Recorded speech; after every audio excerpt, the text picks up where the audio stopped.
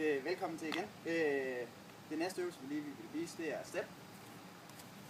Under step, der er det vigtigt at tænke på, at man får ikke kørt for højt op i vinkel med benene, således at man ikke er helt heroppe, men heller ikke sådan, at man kommer til at stå som mange piger i motionscenteren, der står på de der stepmaskiner, der så bare står sådan her. Der skal ligesom, muskulaturen skal ligesom ind og arbejde, før det giver noget. Der er flere variationer af den. Man kan køre her, hvor man bare kører op og ned.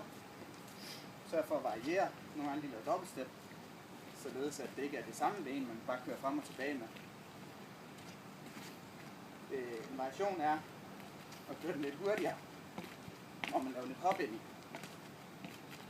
Og det man egentlig gør, det er at man lander ned på forfoden, og så giver man et hop op derfra. Så går den over, og så giver jeg rigtig godt i lægemuskulaturen også.